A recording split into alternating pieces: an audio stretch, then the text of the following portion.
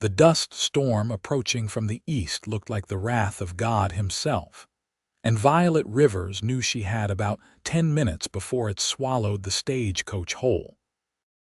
She pressed her face against the window, watching the wall of brown and red roll across the Nevada desert like some biblical plague. The year was 1884, and she had been traveling for 3 weeks straight from Philadelphia, carrying nothing but 2 carpetbags and a letter from a rancher desperate enough to hire a woman's sight unseen. The advertisement had been specific. Cook and housekeeper needed immediately, room and board included, wages negotiable. She had written back the same day, lying about her experience but telling the truth about her desperation. The stagecoach driver shouted something she could not hear over the wind, and the horses whinnied in protest as he urged them faster. Violet gripped the leather strap hanging from the ceiling, her knuckles white. The other passenger, an older woman who had been silent for the past 50 miles, clutched a Bible to her chest and muttered prayers under her breath. They would not outrun the storm. Violet had learned enough about the West in her 3 weeks of travel to know that much. The dust hit them like a solid wall, turning day into night in an instant. The coach lurched violently, throwing her against the side panel. She heard the driver cursing, heard the horses screaming, and then felt the sickening sensation of tilting too far to one side. The world spun. Something hit her head. Then darkness. When Violet opened her eyes, she was lying on her back, staring up at wooden rafters. Her head pounded like someone was driving railroad spikes through her skull, and her mouth tasted like she had eaten a bucket of sand. She tried to sit up, but a wave of dizziness forced her back down. Easy now. The voice was male, deep, and came from somewhere to her left. You took a nasty knock to the head. Doctor said you need to rest. Violet turned her head slowly, careful not to aggravate the pounding. A man sat in a chair beside the bed, his hat resting on his knee. He was young, maybe 25 or 26, with dark brown hair that needed cutting and eyes the color of summer grass. His face was tanned and lined from sun and wind, with a strong jaw shadowed by a few days' worth of stubble. He wore dusty work clothes and looked like he had not slept in a while. "Where am I?" Her voice came out as a croak. "Piotch. Well, just outside it. My ranch." He leaned forward, studying her face with concern. "The stagecoach overturned in the storm yesterday. Driver brought you here since we were closest. He and the other passenger continued on to town once the dust settled. You were in no condition to be moved. Yesterday." She had lost a full day. Violet tried to sit up again, more slowly this time, and managed to prop herself against the headboard. The room was small and clean, with simple furniture and white curtains on the window. Sunlight streamed through the glass, illuminating dust motes in the air. "I need to get to town," she said. "I have an appointment." The man's eyebrows rose slightly. "An appointment in Piotch?" "At a ranch near Piotch, the T Ranch. I am supposed to start work there." She looked down at herself, realizing she was wearing a nightgown that was not hers. Her face flushed. "My clothes were covered in blood from a cut on your head. My neighbor's wife, Mrs. Henderson, cleaned you up and put you in that. Your bags are over there." He gestured to the corner where her 2 carpetbags sat, dusty but intact. "The T Ranch, you said?" "Yes." "Do you know it?" He was quiet for a moment, then stood up, walking to the window. He was tall, well over 6 feet, with broad shoulders and the lean build of a man who worked hard for his living. "I know it. I am Kendrick Turner. This is the T Ranch." Violet's mouth fell open. Of all the impossible coincidences. "You are Mr. Turner, the one who placed the advertisement." "Kenneth, actually. Kenneth Turner, but everyone calls me Kendrick or just Ken." He turned back to her, and there was something apologetic in his expression. "And I am afraid there has been a misunderstanding. I did not place any advertisement." Her stomach dropped. What do you mean? I have the letter right here. You replied to my application. She looked around frantically, trying to spot her reticule. In your bag, Kendrick said quietly. But Miss Rivers, I think you should know something before you read it. My brother Kenneth was the one who placed that advertisement. He died 6 weeks ago, kicked in the head by a horse. The room seemed to tilt again, and this time it had nothing to do with her injury. Violet stared at him, trying to process the information. Your brother, we were twins. I was away in Virginia City buying breeding stock when it happened. By the time I got back, he had been buried 3 days. Kendrick's voice was carefully controlled, but she could hear the grief underneath. He ran this place while I was gone, put that advertisement in papers across the country, apparently. I only found out when responses started arriving after his funeral. I am so sorry, Violet said, and meant it. She had lost her own parents 2 years ago, knew the weight of that kind of grief, but sympathy did not solve her immediate problem. But the position, is it still available? Kendrick rubbed the back of his neck, looking uncomfortable.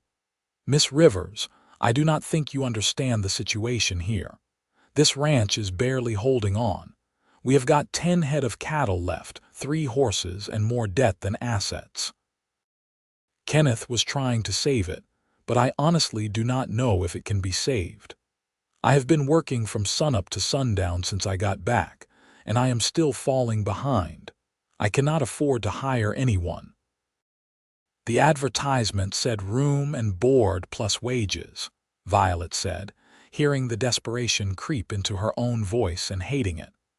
What if I work for just room and board? No wages until the ranch is profitable again. He looked at her like she had suggested flying to the moon. Why would you do that? Because I have nowhere else to go, she thought. Because I spent my last dollars on the stage coach ticket. Because if I go back to Philadelphia, I will have to marry Richard Carlisle, and I would rather die in this desert. Because I need the work, she said instead. And it sounds like you need the help. Kendrick studied her for a long moment. His eyes were sharp despite the tiredness in them, and she had the uncomfortable feeling he could see right through her carefully constructed calm. You are running from something. It was not a question. Violet lifted her chin. Lots of people come west to start over. That is not unusual. No, I suppose it is not. He sighed, looking out the window again. The view showed a dusty yard with a small barn, a chicken coop that looked like it might collapse in the next strong wind, and endless scrubland stretching toward distant mountains. All right. If you are serious about working for just room and board, I can use the help. But I want to be clear about what you are getting into. This place is falling apart. We are 2 months behind on the bank note. The well is running dry. I have got fence that needs mending, horses that need breaking, and I am doing it all by myself because I cannot afford to hire ranch hands. It is hard work, and I cannot promise it will get better. I understand, Violet said, though she was not entirely sure she did. What she knew about ranching could fit in a thimble with room left over. But how hard could it be? People had been raising cattle and chickens for thousands of years. When can I start? When the doctor says you are fit to be on your feet. Kendrick picked up his hat and settled it on his head. I will send word to him that you are awake. In the meantime, rest. Mrs. Henderson left some soup in the kitchen. I will bring you some. He started toward the door, then paused. Miss Rivers, thank you. For being willing to help, Kenneth would have appreciated it. After he left, Violet lay back against the pillows, staring at the ceiling. What had she gotten herself into? She had expected a prosperous ranch, or at least a functioning one, with other workers and a clear division of labor. Instead, she had landed in the middle of what sounded like a disaster waiting to happen. But she had also been sincere when she told Kendrick Turner that she needed the work. 3 months ago, Her late father's business partner had offered to settle the remaining debts of the estate if Violet agreed to marry his son, Richard. He had made it sound like a favor, a generous solution to an unfortunate situation. It had taken her 2 weeks to realize it was extortion, and another week to understand that Richard Carlyle was not the kind of man she could ever marry, no matter how dire her financial situation. Richard drank too much and had a cruel streak he hid behind polished manners and expensive suits. She had seen the way he treated servants, the way his eyes followed young women on the street. She had heard the rumors about his first wife, who had died in a suspicious fall down the stairs. When he had cornered her in the library one evening and tried to force a kiss, his fingers digging into her arms hard enough to leave bruises, she had known she had to leave. So she had taken what little money she had left, packed her bags, and started looking for a way out. The advertisement for a ranch cook in Nevada had seemed like a gift from Providence. Remote enough that Richard would not find her easily, honest work that would give her time to figure out her next move. Now she was here, on a failing ranch, working for free for a man who clearly had no idea what to do with her. It was either the best decision she had ever made or the worst. Time would tell which. The doctor, a gruff man named Patterson who smelled like tobacco and carbolic acid, declared her fit for light work 2 days later. He warned against any heavy lifting or sudden movements, prescribed rest and plenty of water, and charged Kendrick $5 for the visit. Violet watched Kendrick count out the coins from a small tin box and felt a stab of guilt. He really could not afford any of this. "I will pay you back," she said after the doctor left, "for the medical care and everything else, once I am earning wages again." Kendrick waved that away. "You got hurt on the way to my ranch. That makes it my responsibility. Besides, you are about to start working for nothing. I think we can call it even." He showed her around the property that afternoon, pointing out what needed to be done and what had already been done. The list of the former was extensive, the list of the latter depressingly short. The ranch consisted of the main house, which was small but solidly built, a barn that leaned slightly to the left, the chicken coop she had seen from the window, and a corral with split-rail fencing that had more gaps than rails. "Kenneth bought this place 5 years ago," Kendrick explained as they walked. "It was in rough shape even then, but he got it cheap and had big plans. He was going to build it into the finest cattle operation in Lincoln County." "What happened?" Violet asked, then immediately regretted the question when she saw his face. Life happened. Bad winters, cattle disease, drought, and Kenneth was better at dreaming than planning. There was affection in his voice, but also frustration. He would spend money we did not have on things we did not need, thinking it would all work out somehow. By the time I realized how bad things had gotten, we were already in too deep. "But you were here, were you not, helping him run the place?" Kendrick shook his head. "I was in California for 3 years, working on a big ranch near Sacramento, sending money home when I could. Kenneth said he had everything under control here, said he did not need my help. I believed him because I wanted to." He stopped in front of the barn, resting a hand on the weathered wood. "I should have come back sooner, should have made him tell me the truth. Maybe if I had, he would still be alive." Violet did not know what to say to that. She had spent the past 2 years wondering if she could have done something different to save her parents from the illness that took them. Guilt was a familiar companion. "You cannot blame yourself for an accident," she said finally. "I know." But his tone suggested he did not really believe it. He pushed open the barn door, changing the subject. "There are tools in here. Hammers, nails, saws, rope. Everything you need for basic repairs. The milk cow is in the back stall. She needs milking twice a day." I have never milked a cow, Violet admitted. Kendrick looked at her. What exactly did you do in Philadelphia? I was a teacher. At a girls' school. The lie came easily practiced. She had actually been a student at that school until her parents died, and then briefly a teacher's assistant until the debts came due. But Kendrick did not need to know that. A teacher.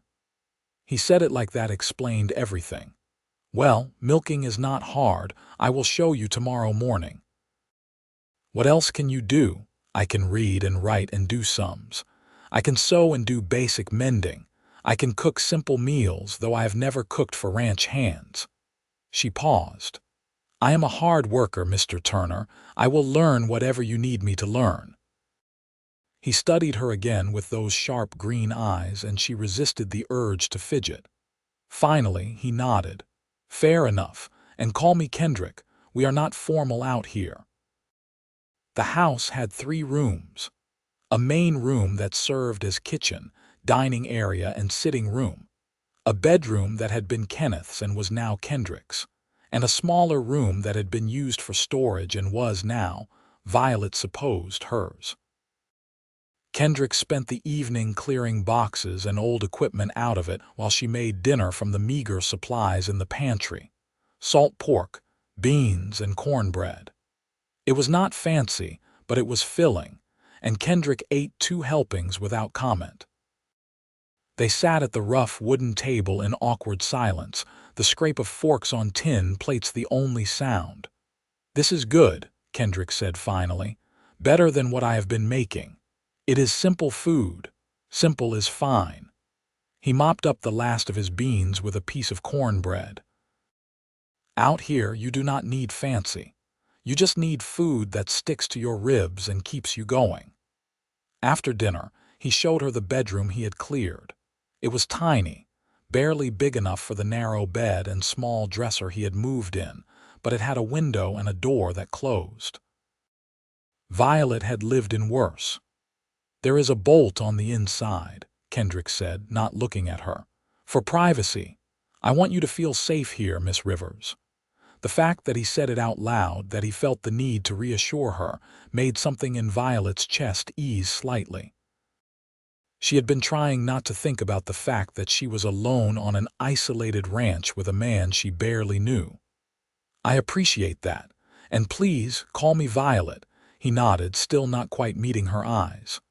I will be up before dawn, lots of work to do. You do not have to wake that early if you do not want to. Doctor said you need rest. I will be up, Violet said. That is what you are paying me for. I am not paying you, he reminded her. That is what you are not paying me for then. That surprised a laugh out of him, the first genuine smile she had seen. It transformed his face, made him look younger and less burdened. Fair point. Good night, Violet. Good night, Kendrick. She lay in bed that night, listening to the unfamiliar sounds of the ranch, crickets chirping, wind rustling through the scrub brush, the distant cry of something that might have been a coyote.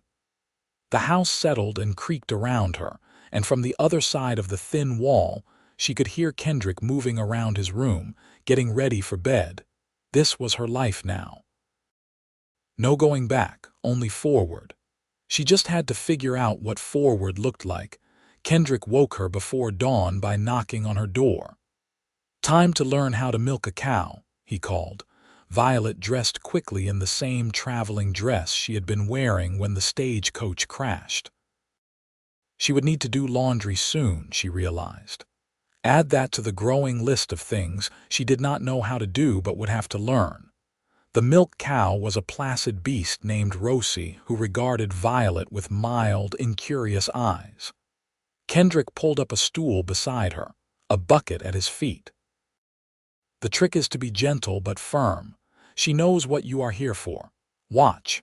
He demonstrated, his large hands working with surprising delicacy. Milk streamed into the bucket in rhythmic spurts. It looked easy. Violet suspected it was not. Your turn, Kendrick said, standing up. Violet sat on the still warm stool and reached for the udders. Rosie shifted her weight and Violet froze. She is not going to hurt you, Kendrick said from behind her. "She is just getting comfortable. Go ahead."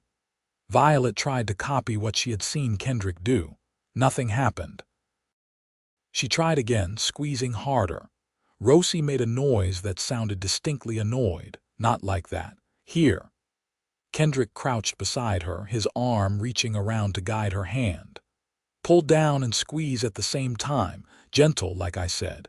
His hand was warm over hers, rough with calluses. He smelled like leather and wood smoke and something else. Something distinctly masculine that made Violet acutely aware of how close he was. She concentrated on the cow, trying to ignore the way her heart had started beating faster. Under his guidance, a stream of milk finally hit the bucket. Then another. "There you go," Kendrick said, his voice pleased. "You are getting it." He stepped back, and Violet felt the absence of his warmth immediately. She continued milking, her hands clumsy but gradually finding the rhythm. By the time the bucket was half full, her hands were cramping, but she felt a small sense of triumph. "Good," Kendrick said. "You will do that every morning and evening. Think you can manage?" "Yes." Her hands would probably hurt for days, but she was not about to admit that. The rest of the morning was spent learning the other daily chores. Feeding the chickens, collecting eggs, hauling water from the well. Each task seemed simple on its own, but together they added up to several hours of constant work. By noon, Violet's head was pounding again and her hands were covered in small cuts and scrapes. Kendrick noticed. "You need to rest," he said. "Go inside. I will handle the afternoon work." "I can help," Violet protested. "Not today. You are still recovering." His tone left no room for argument. "Tomorrow you can do more." She wanted to argue but knew he was right. The headache had spread down her neck and she felt dizzy whenever she moved too quickly. She went inside and collapsed on her bed, asleep within minutes. When she woke, the sun was setting and something smelled wonderful. She followed the scent to the main room and found Kendrick at the stove, stirring a pot of stew. "You can cook," she said, surprised. "I can keep myself alive," he replied. "That is not the same as cooking well, but it gets the job done. How are you feeling?" "Better." It was mostly true. The headache had faded to a dull throb. "I am sorry I was not more help today. You learned 4 new skills and did not pass out. I call that a successful first day." He ladled stew into 2 bowls. "Tomorrow we will work on fence mending. The day after, I need to ride out and check on the cattle. You can stay here and manage things." They fell into a routine over the following weeks. Violet's hands toughened, her arms grew stronger, and the work became less daunting. She learned to mend fences, though her repairs were not as sturdy as Kendrick's. She learned to recognize when the horses needed water, when the chickens were broody, when the garden needed weeding. She learned to read the weather by the color of the sky and the direction of the wind. She also learned about Kendrick. He was methodical and careful, the opposite of what he described his brother as being. He thought through problems before acting, weighed options, made plans. He was also deeply lonely, though he tried to hide it. Some evenings, he would sit on the porch after dinner, staring out at the darkening desert, and Violet would see such sadness in his profile that it hurt to look at. She wanted to comfort him but did not know how. They were employer and employee, not friends.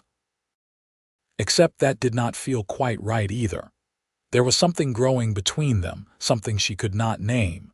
She noticed things about him, the way his eyes crinkled when he smiled, the way he hummed tunelessly while he worked, the way he always made sure she got the better portion at meals, even when they were running low on supplies.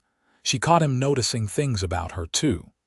The way she braided her hair before starting work, the way she bit her lower lip when she was concentrating, the way she sang quietly to herself while doing the washing.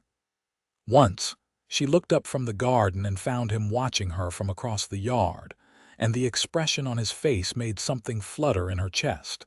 but neither of them acknowledged it. They were too busy trying to save the ranch.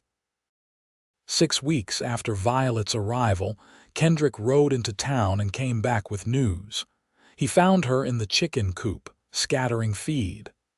"I talked to the bank," he said without preamble.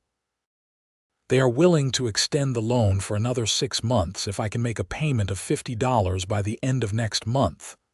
Violet straightened, dusting off her hands. "That is good, is it not?" "It would be if I had $50. He took off his hat, running a hand through his hair in frustration. "I've got maybe 20 if I do not buy any supplies between now and then, and we need supplies." "What if we sell something?" Violet asked. "Sell what?" "The cow. Then we have got no milk. The chickens. Then we have got no eggs. The horses. Then I cannot work the ranch or check on the cattle." He shook his head. "Kenneth already sold off everything that was not essential. There is nothing left." Violet thought hard. "What about the cattle themselves? Could we sell a few head?" "Thought about that. Problem is, we have only got 10 and half of them are breeding stock. If I sell them, we have got no way to rebuild the herd.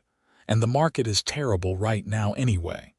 I would be lucky to get $5 a head. So we need to earn the money some other way."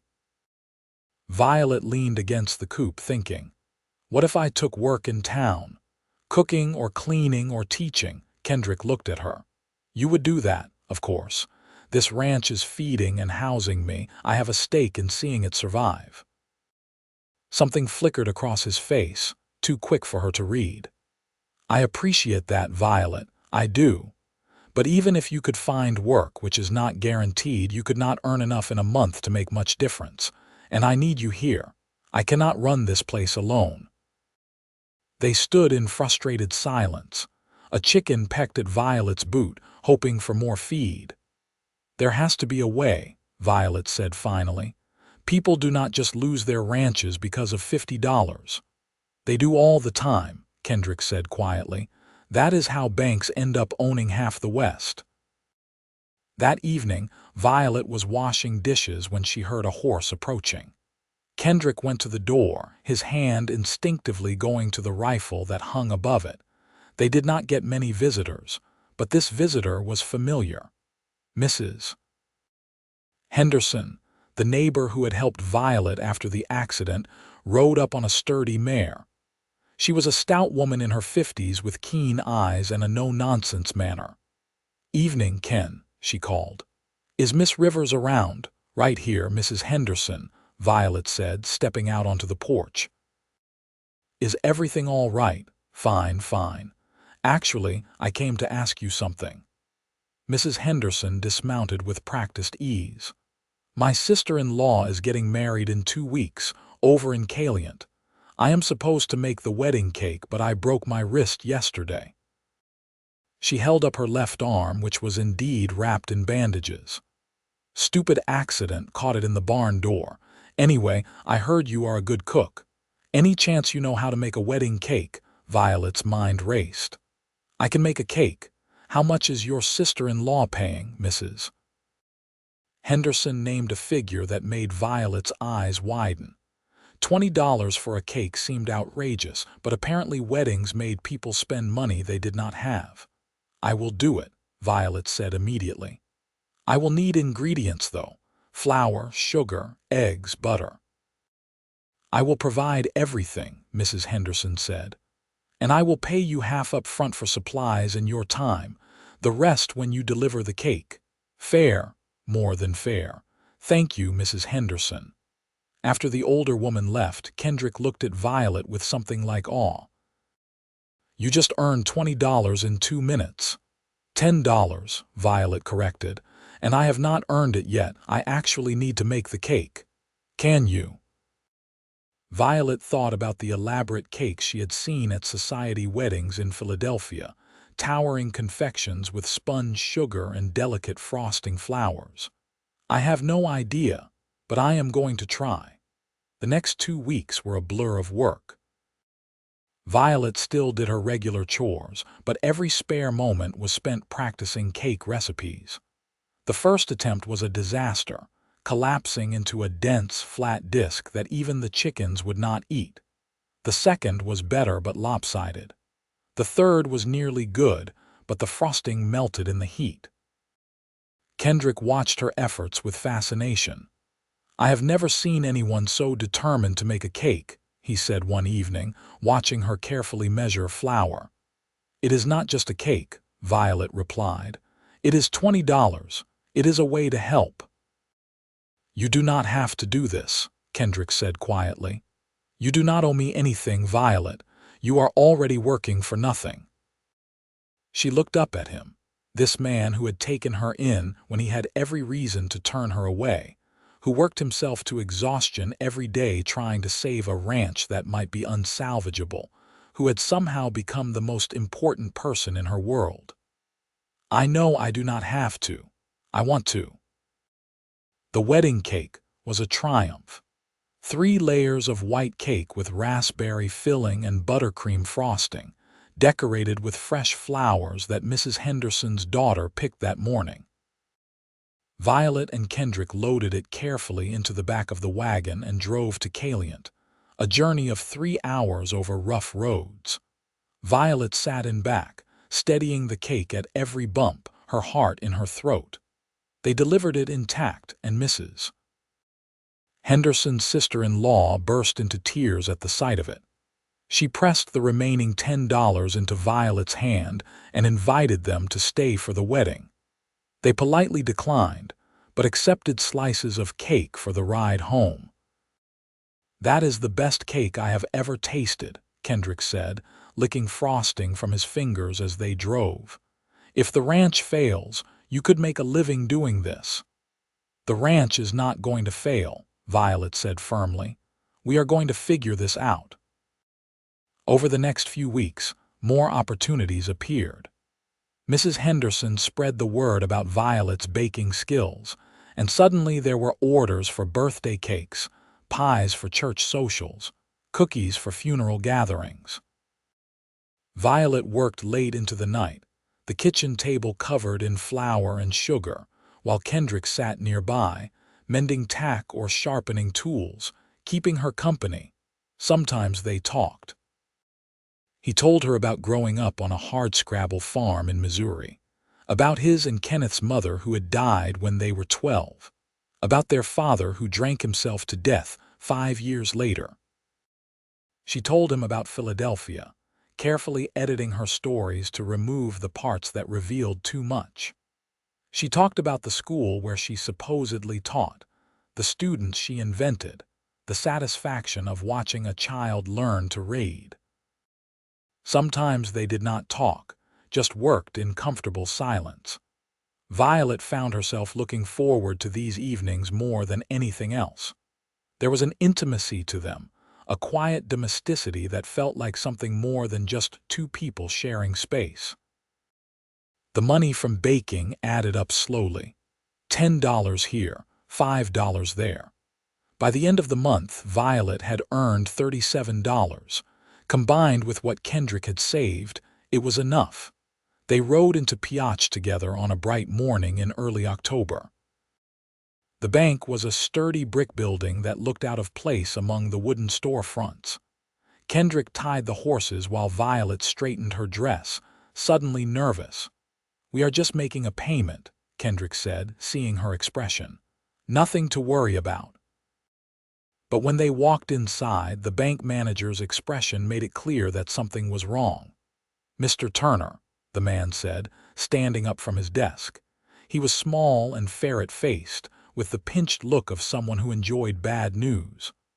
"I was just about to send someone out to your place." "I am here to make the payment we discussed," Kendrick said, pulling the money from his pocket. $50 as agreed." The bank manager cleared his throat. "I am afraid there has been a change. The bank has decided to call in the full loan. We need the entire amount plus interest." That comes to $372. The world seemed to stop. Violet looked at Kendrick and saw the color drain from his face. "That was not our agreement," Kendrick said, his voice dangerously quiet. You said 6 months if I made the payment. I said we would consider extending the loan. We have considered it and decided against it. The bank manager did not look sorry. The bank needs to minimize its risk, and your ranch has been unprofitable for 3 consecutive years. We need the money in 30 days or we will be forced to foreclose. Violet felt anger surge through her, hot and fierce. You told him he had 6 months. You cannot just change the terms. The bank manager finally looked at her, his expression dismissive. And you are. She is with me, Kendrick said before Violet could answer. He took her elbow, steering her toward the door. Come on, we are leaving. Outside, Kendrick stood on the boardwalk staring at nothing. His jaw was tight, his hands clenched into fists. Violet had never seen him so angry. They lied to you, she said. That is not legal, is it? Probably not. But proving it would take a lawyer, and lawyers cost money I do not have. They know that. He laughed, a bitter sound. I should have seen this coming. Kenneth probably should have seen it coming too. The bank wants the land, not the money. Some cattle company probably offered to buy it from them for more than the loan is worth. Then what do we do? Kendrick finally looked at her, and the defeat in his eyes made her chest ache. I do not know, Violet. I honestly do not know. They were silent on the ride back to the ranch. Violet's mind spun, trying to think of solutions and finding none. $372 might as well be $3,000. There was no way to earn that much in 30 days, not with baking or any other honest work. That night, Kendrick did not come in for dinner. Violet found him in the barn, sitting in the hay, a bottle of whiskey beside him. He had drunk perhaps half of it, which was enough to blur his edges but not enough to render him senseless. You should eat something, Violet said quietly. Not hungry, Kendrick. I am losing it, Violet. He looked up at her and his eyes were red-rimmed. All of it.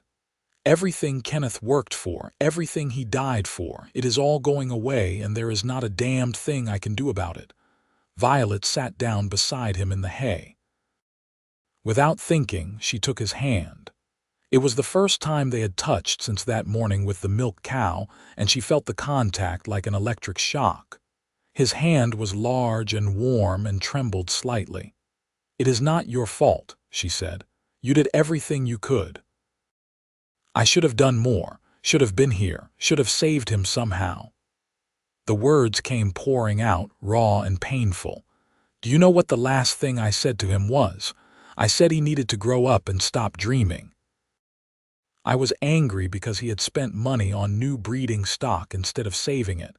I yelled at him, told him he was irresponsible. Then I left for Virginia City.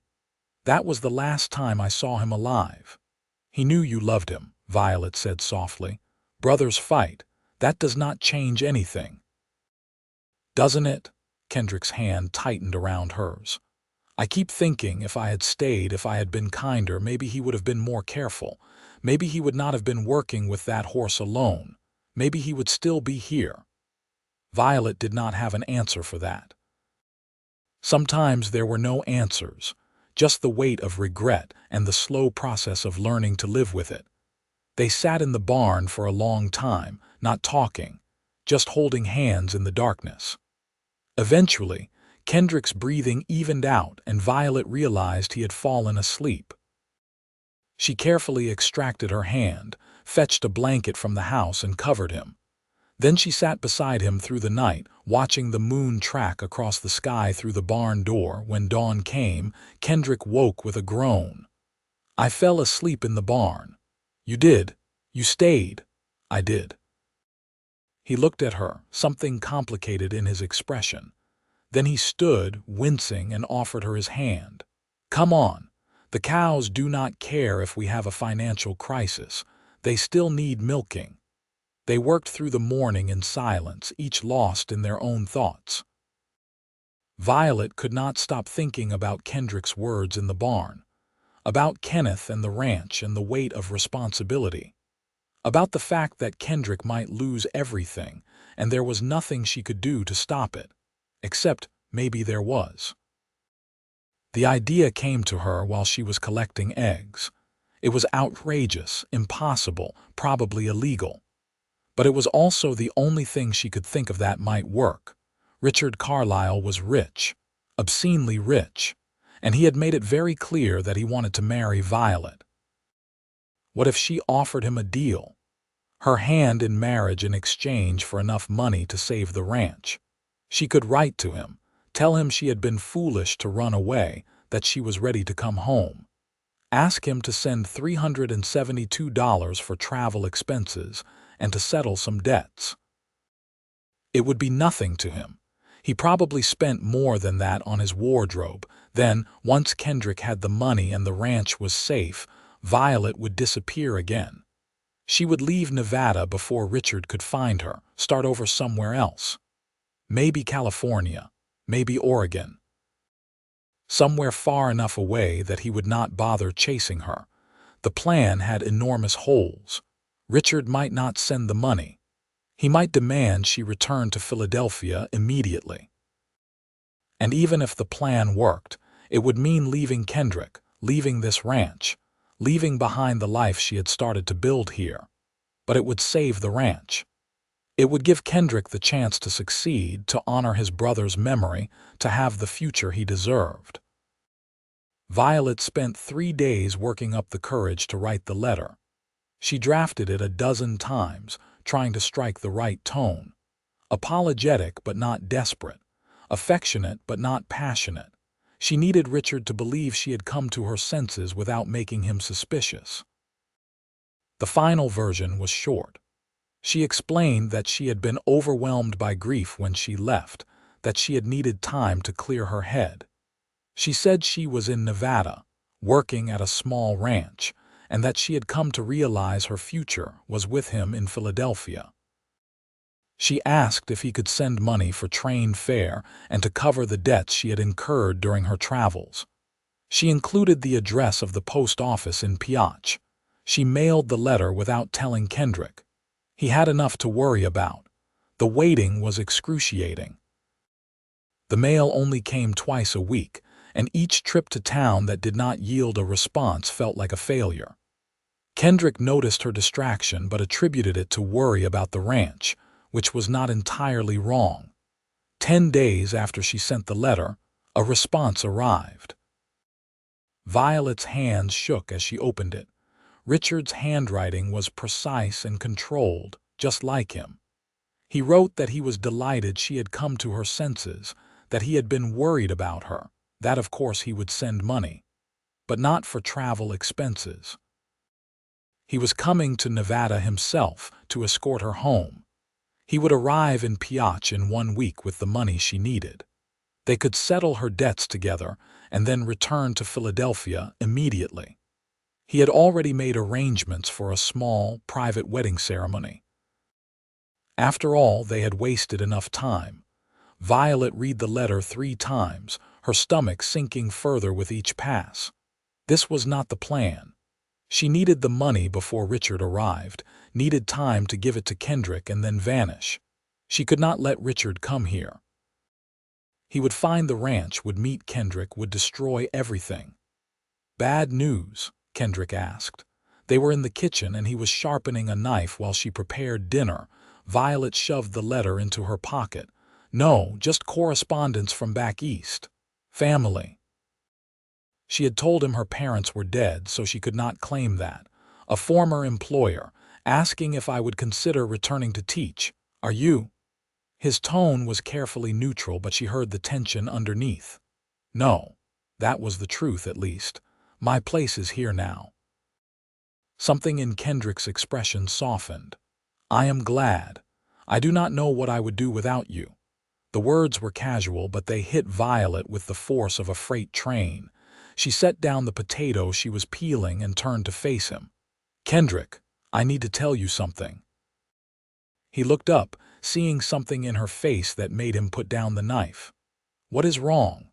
I have not been entirely honest with you. The words tumbled out before she could stop them. I was not just a teacher in Philadelphia. I mean, I was briefly, but before that I was a student. My father owned a shipping company, and when he died, his business partner tried to force me to marry his son to settle the debts.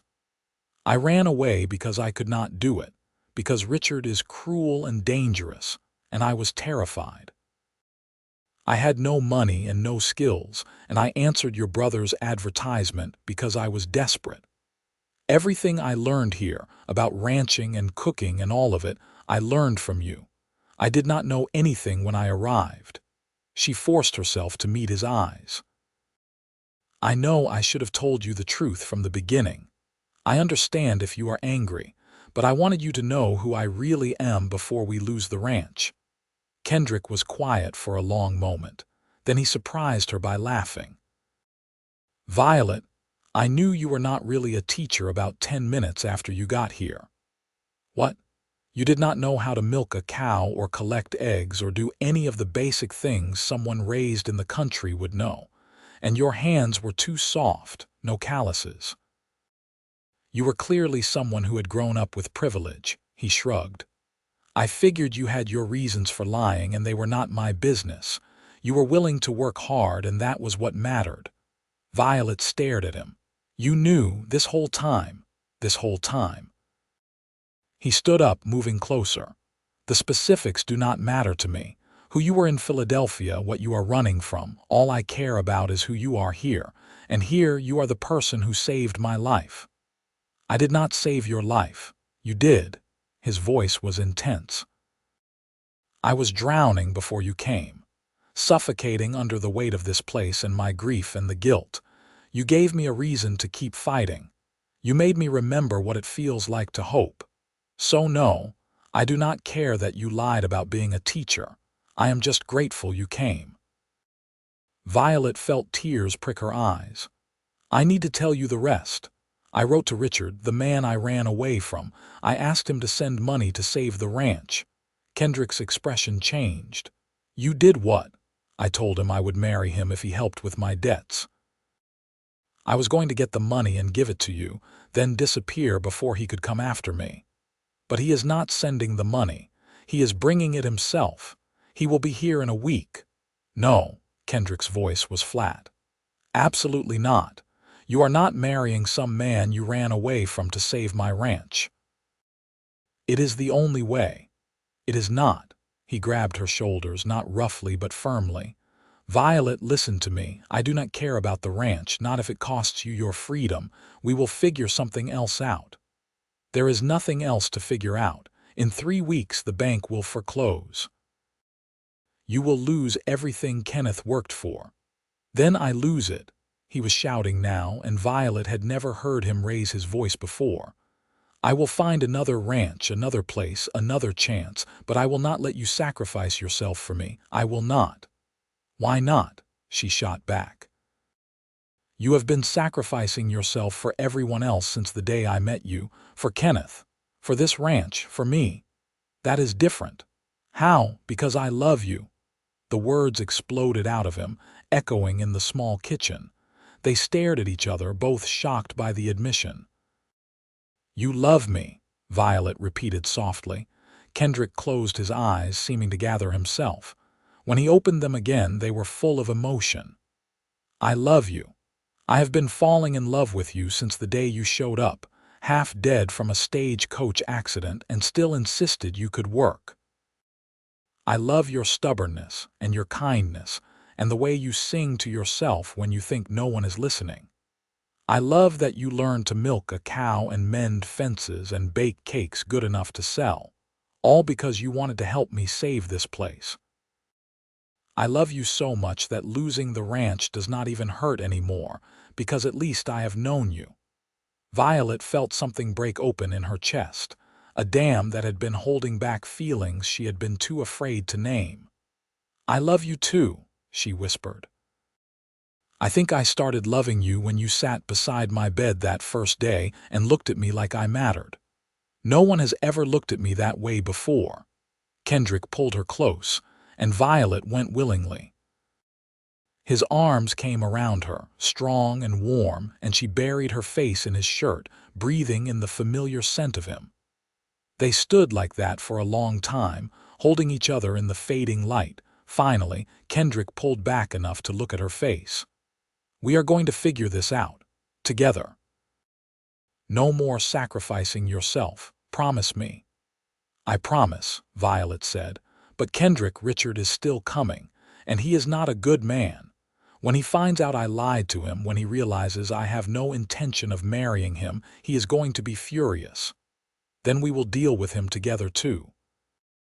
Kendrick brushed a strand of hair from her face, his touch gentle. "I am not letting anyone take you away from me. Not him, not the bank, not anyone." They spent the next 3 days preparing. Kendrick went into town and talked to the sheriff, a weathered man named Tom Crawford who listened to Violet's story with a grim expression. "This Richard Carlyle," Crawford said. "He has got any legal claim on you? Any contract or agreement your father signed?" "No," Violet said. "Nothing written down. It was just an understanding between him and my father's business partner." "Then he has got no rights here. If he shows up and causes trouble, you let me know. I will handle it." Crawford looked at Kendrick. "You keeping an eye on her, always," Kendrick said. But Violet could not shake the feeling that it would not be that simple. Richard was not the type of man to accept defeat gracefully. He was used to getting what he wanted, and he had decided he wanted her. That made him dangerous. The day Richard was supposed to arrive, Violet convinced Kendrick to let her go to town alone. "If I am with you, it will make him more angry," she argued. "Let me meet him in a public place with the sheriff nearby. I will tell him the truth, give him back his letter and end it. Then he will leave." Kendrick did not like it but finally agreed, on the condition that he would be waiting at the general store, close enough to intervene if needed. "Any sign of trouble, you call for me. I do not care if you think you can handle it. Promise." "I promise." The stagecoach arrived at noon. Violet watched from the post office as passengers disembarked. She recognized Richard immediately, even though it had been months since she had seen him. He was tall and well-dressed, his dark hair slicked back, his suit expensive and fashionable. He looked out of place in dusty Piatch, a peacock among sparrows. Violet stepped out of the post office. "Hello, Richard." He turned, and his face lit up with a smile that did not reach his eyes. "Violet, my dear, there you are. I have been so worried." He moved toward her, arms outstretched for an embrace. Violet stepped back. "We need to talk." The smile faltered. "Of course. Let me get my bags and you can show me where you have been staying. We have so much to catch up on." "No." Violet took a deep breath. "I am not going back to Philadelphia with you, Richard. I am sorry I misled you in my letter, but I needed you to understand that I am staying here. This is my home now." Richard stared at her. "I beg your pardon. I am not marrying you. I should have made that clear before I left Philadelphia, but I was afraid of how you would react. I am making it clear now. We have no future together." The mask slipped. Richard's smile vanished, replaced by something cold and hard. "You brought me all the way to Nevada to tell me this. Do you have any idea what this trip cost? What arrangements I canceled? I am sorry. I should not have written to you at all. It was a mistake." "A mistake?" Richard laughed, a harsh sound. "You think you can make a fool of me and call it a mistake? I have invested considerable time and resources into you, Violet. Your father's debts are now my debts. You are my responsibility. I am not your anything. The law does not recognize verbal agreements as binding. I have already spoken to the sheriff.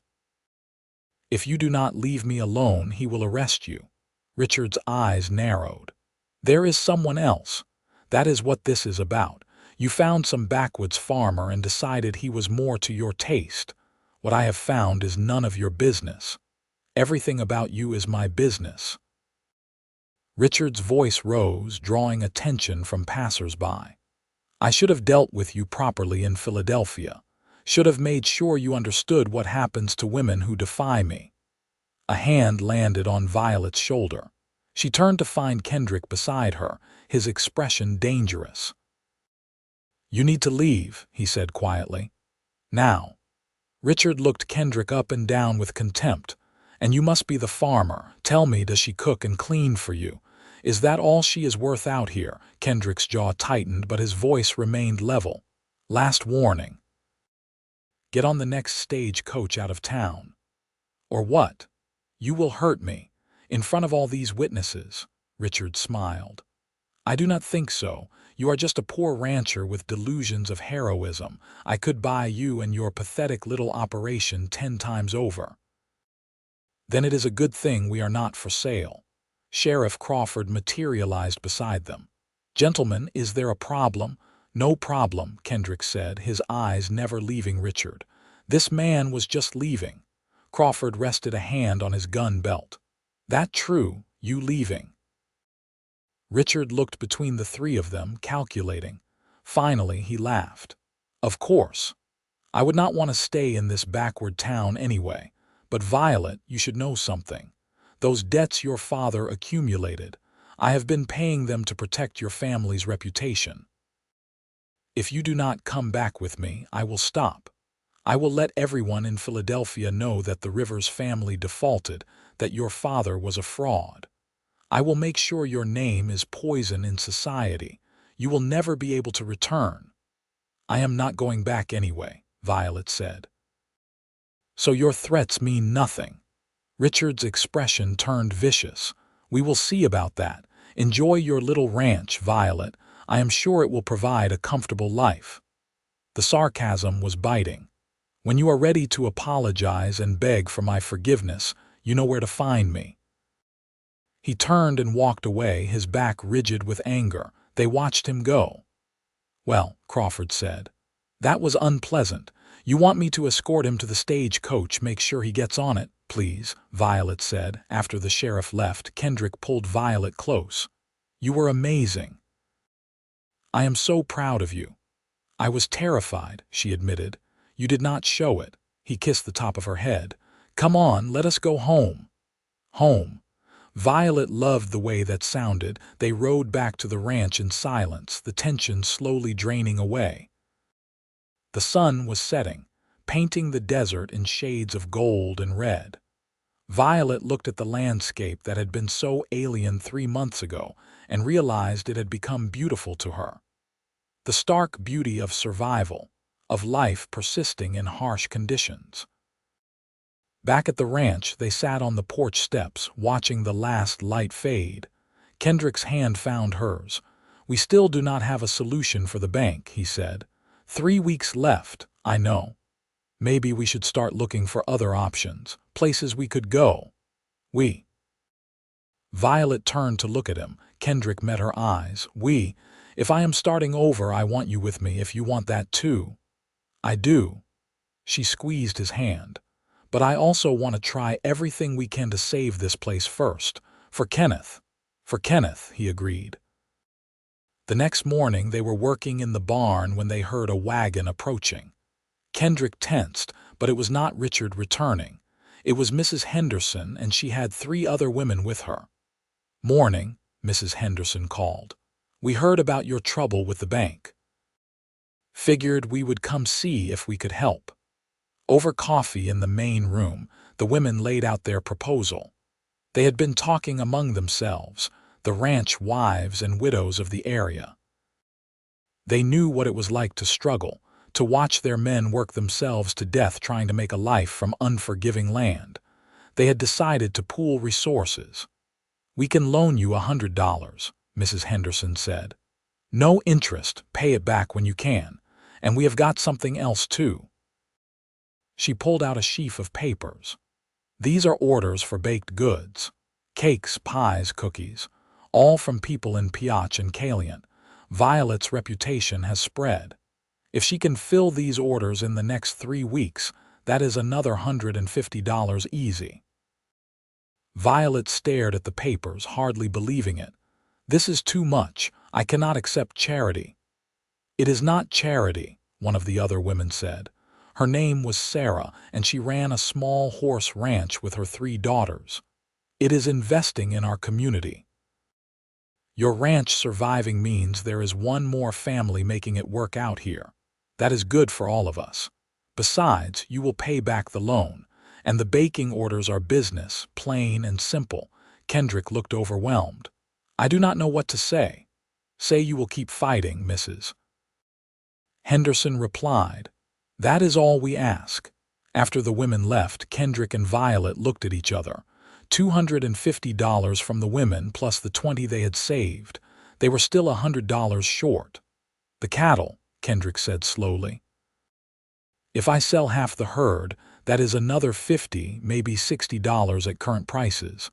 Still not enough, but close." "What about the horse?" Violet asked. "The one Kenneth was trying to break when he was injured. You said it was a good animal, could fetch a high price if it was trained." Kendrick shook his head.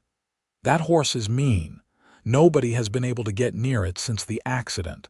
I should probably just turn it loose." "Or you could try to break it," Violet said. "You are better with horses than Kenneth was, you said so yourself. If we could sell it for a good price." "It is dangerous. So is losing the ranch." Kendrick looked at her for a long moment, then he nodded.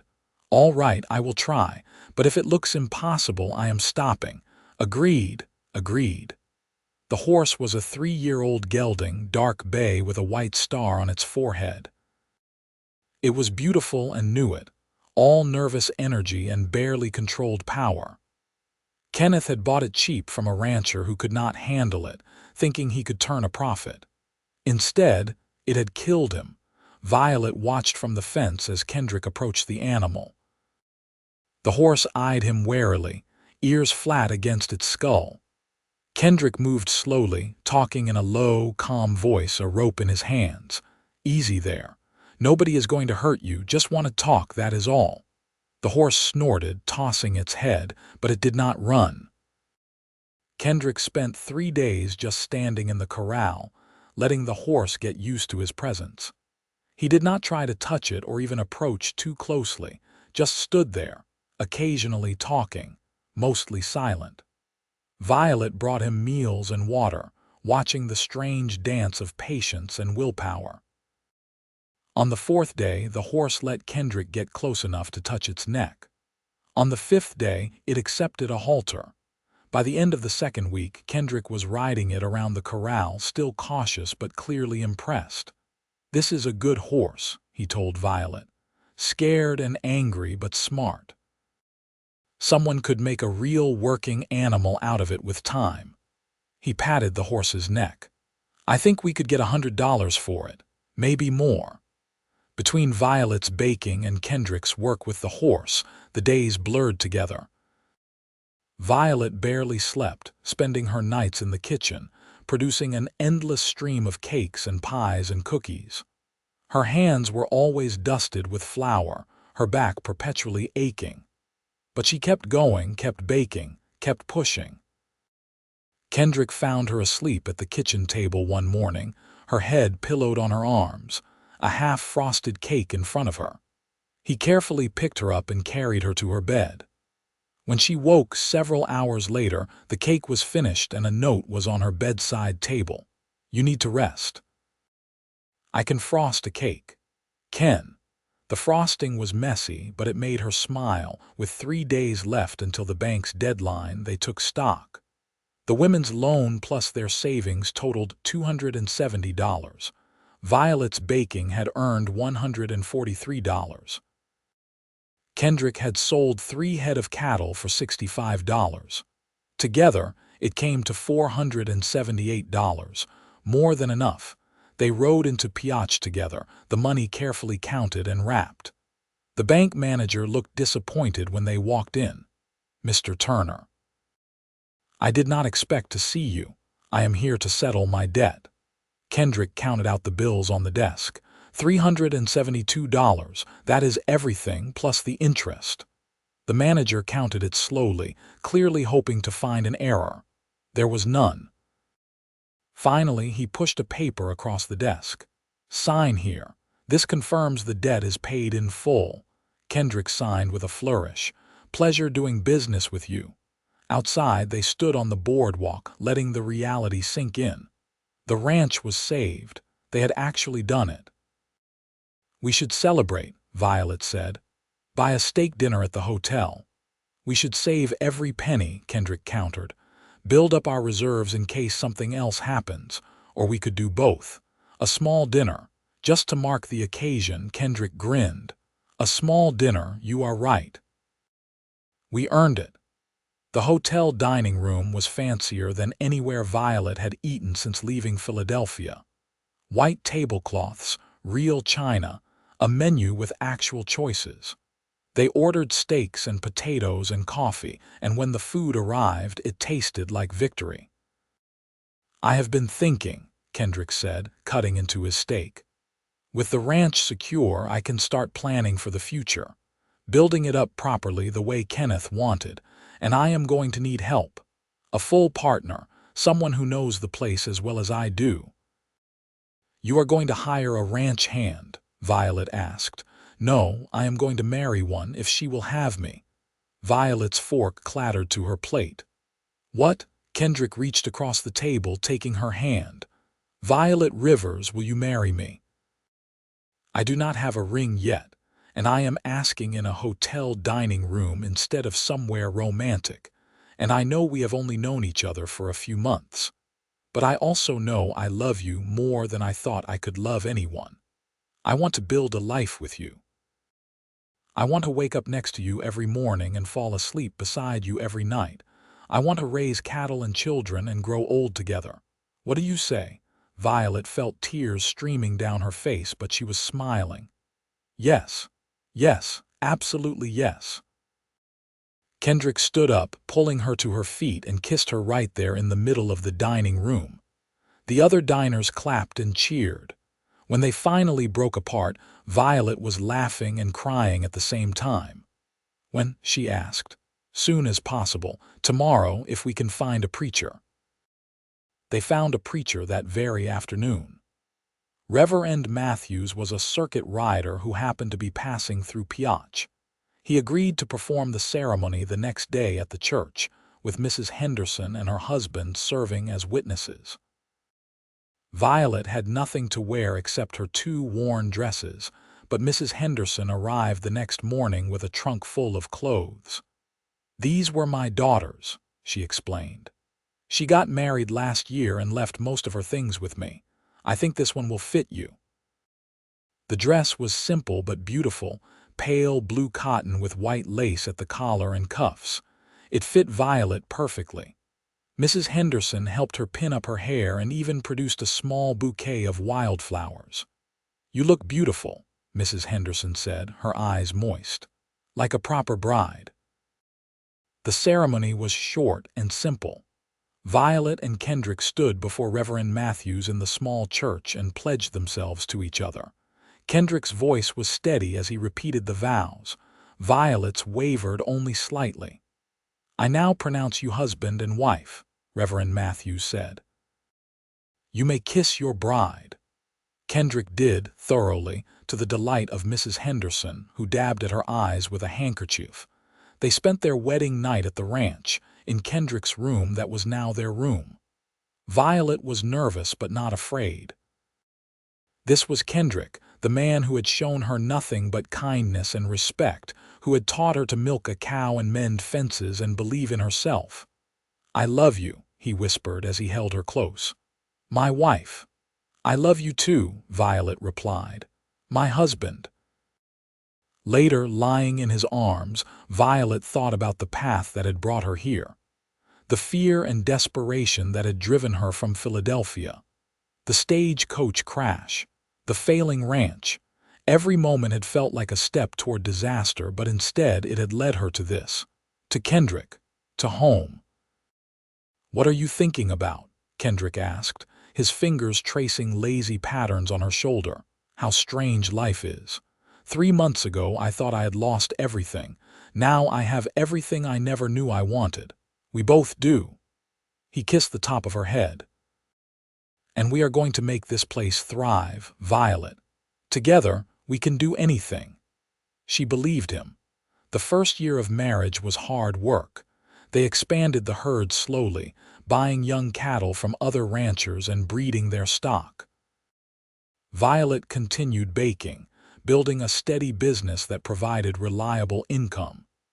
Kendrick repaired the barn, fixed the fences, and even hired a seasonal worker to help with the cattle drives.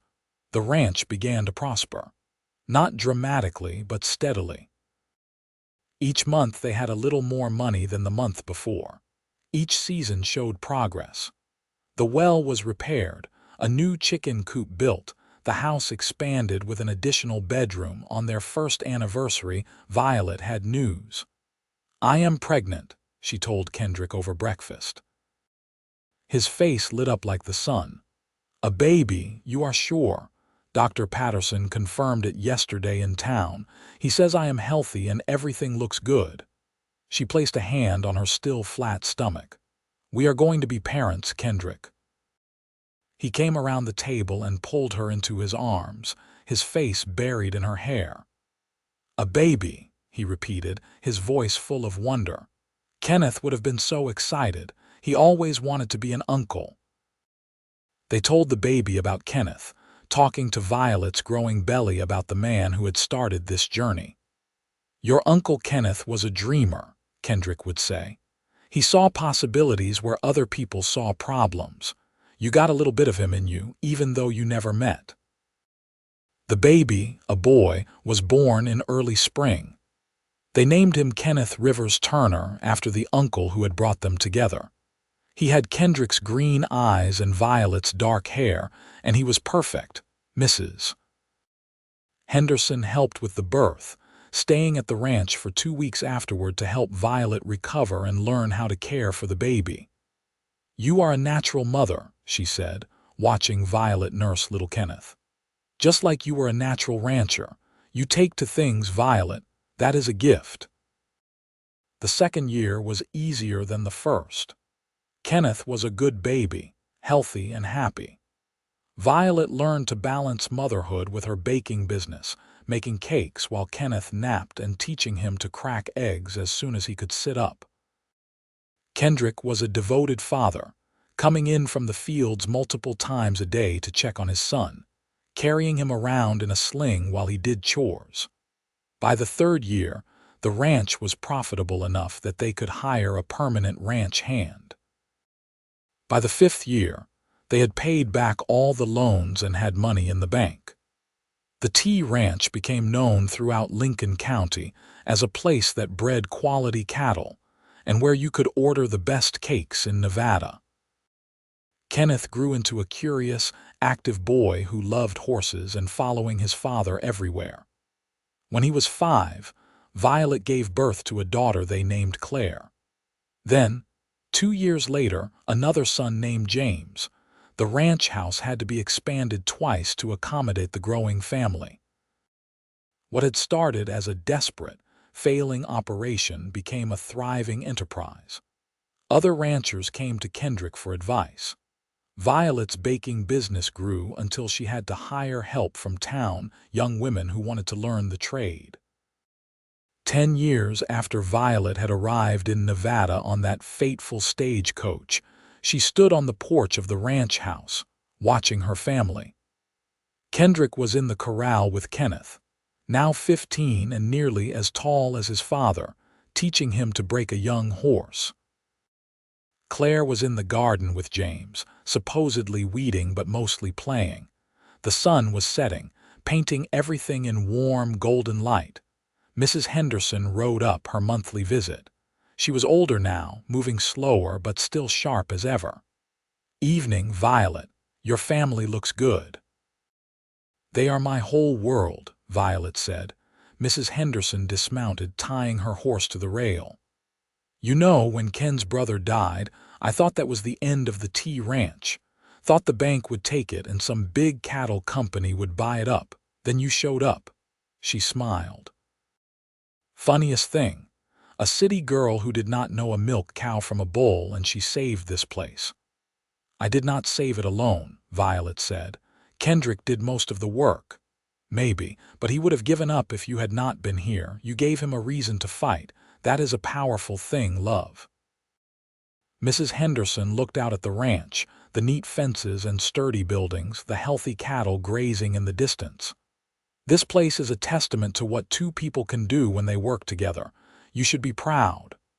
I am, Violet said. Every single day, after Mrs. Henderson left, Kendrick came up to the porch, dusty and tired but smiling. Kenneth is getting good with the horses. He might be better than me soon. He learned from the best. Violet leaned against him and his arm came around her shoulders automatically. You ever regret it? Kendrick asked. Leaving Philadelphia, ending up here.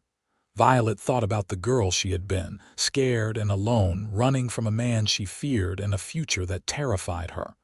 She thought about the stagecoach crash and the failing ranch and all the hard work and uncertainty. Then she thought about the man beside her, the children playing in the garden, the home they had built together, the community they had become part of, the life they had created from nothing. Not for a single second, she said. This is exactly where I am supposed to be. Kendrick kissed her temple. Me too, I love you, Violet Turner. I love you too. They stood together as the sun set, watching their children, listening to their laughter. The desert wind carried the scent of sage and dust and home. Somewhere in the distance, a cow lowed.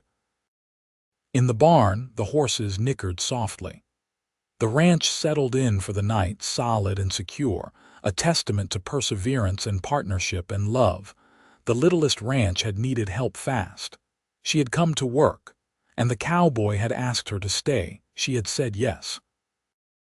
And in that yes, they had both found everything they never knew they needed. Years continued to pass with the easy rhythm of ranch life. Kenneth grew into a fine young man who took over more and more of the daily ranch operations. At 18, he announced his intention to marry Sarah Mitchell, the daughter of a neighboring rancher. Kendrick and Violet watched their firstborn exchange vows with pride and joy, thinking back to their own simple wedding years ago. Claire proved to have her mother's head for business. At 16, she was managing the entire baking operation, had expanded it to include jarred preserves, and had even convinced a general store in Caliant to stock their goods. She was sharp and ambitious, and showed no interest in getting married anytime soon, much to the disappointment of several young men in the county. James, the youngest, was gentle and thoughtful, more interested in books than cattle. Violet taught him everything she knew, and Kendrick arranged for him to spend a term at a school in Virginia City, preparing him for whatever future he chose. The ranch prospered beyond anything they had imagined. They added onto the property twice, buying adjoining land when it became available. The herd grew to over 200 head. They built a proper bunkhouse for the ranch hands and renovated the main house with indoor plumbing, a luxury that still made Violet smile every time she used it. On their 20th wedding anniversary, Kendrick surprised Violet with a trip. They left the ranch in Kenneth's capable hands and took the train to San Francisco, something Violet had always wanted to do. They stayed in a fancy hotel, ate at expensive restaurants, walked along the waterfront holding hands like newlyweds. You remember the hotel in Piach where I proposed? Kendrick asked one evening as they watched the sunset over the Pacific Ocean. How could I forget? You proposed over steak and potatoes. I was not very romantic. Violet laughed. You were perfect. You were honest and earnest, and you promised me a life worth living. That is more romantic than any flowery speech. I am glad you think so, because I would like to do it again. Kendrick pulled something from his pocket, a ring, simple gold with a small diamond. 20 years ago, I asked you to marry me without a ring. I would like to correct that oversight. Violet Turner, will you continue being my wife? Will you keep building this life with me? Will you grow old beside me and let me love you for whatever years we have left? Violet felt tears on her cheeks. Yes, always yes. He slipped the ring on her finger and it fit perfectly. They kissed as the sun disappeared below the horizon, the Pacific breeze warm on their faces. Back at the ranch, life continued its steady forward march. Kenneth and Sarah had 3 children of their own, 2 boys and a girl. They built a house on the far edge of the property, starting their own branch of the family tree. Claire eventually did marry, choosing a quiet school teacher from Piotr who appreciated her fierce independence. James went to college in Sacramento and became a lawyer, though he returned to Nevada and opened a practice in Piotr, staying close to home. Violet and Kendrick became grandparents, then great-grandparents. The ranch passed to Kenneth, who ran it with the same dedication his father had shown. The T Ranch became an institution in Lincoln County, a family business known for integrity and quality. On a warm evening in late summer, 40 years after Violet had first arrived in Nevada, she and Kendrick sat on their porch, watching the sunset. They were in their 60s now, gray-haired and slower, but still healthy and active. Their hands were intertwined, fingers automatically finding the familiar grip after decades of holding each other. "You know what I was thinking about today?" Violet asked. "What is that?" "The day the stagecoach crashed, how terrified I was, how certain I was that I had made a terrible mistake coming out here." Kendrick squeezed her hand. "And now I know it was the best decision I ever made. That crash brought me to you, to this life, to everything that matters." "Funny how things work out," Kendrick said. "Kenneth placing that advertisement, you answering it, the crash bringing you right to my door. Sometimes I think it was all meant to be." "Maybe it was." Violet leaned her head on his shoulder. "Or maybe we just got lucky. Either way, I am grateful." They sat in comfortable silence, watching the light fade over the desert they had come to love. The ranch spread out before them, alive and thriving. Cattle grazed in the distance. Horses whinnied in the corral. From Kenneth's house, they could hear the laughter of grandchildren playing. "We did all right," Kendrick said softly. "You and me, we built something good." "We did better than all right," Violet corrected. "We built something extraordinary, a home, a family, a legacy." "I love you, Violet, just as much today as the day I married you, more even." "I love you too, Kendrick, always." As the stars began to appear in the darkening sky, Violet thought about the journey that had brought them here. Every hardship, every challenge, every moment of doubt and fear, they had faced it together. And through it all, their love had been the constant, the foundation upon which everything else was built. The Littlest ranch had needed help fast. She had come to work. The cowboy had asked her to stay. And in staying, in choosing love and partnership and hard work over comfort and safety, they had created something that would outlast them both. Their children would carry on the ranch. Their grandchildren would tell stories about the grandmother who came from Philadelphia and learned to be a rancher, about the grandfather who saved his brother's dream. The T Ranch would continue, generation after generation, a living testament to what could be achieved when 2 people committed to building a life together. But for now, in this moment, it was just the 2 of them. 2 people who had found each other against all odds, who had chosen each other every single day since.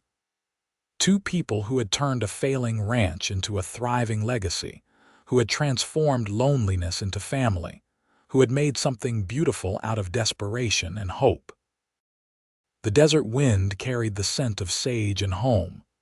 The stars wheeled overhead, eternal and unchanging. And on the porch of the T Ranch, Violet and Kendrick Turner sat together, hands clasped, hearts content, grateful for every moment that had led them to this perfect peace. This was their story. This was their life, and it was everything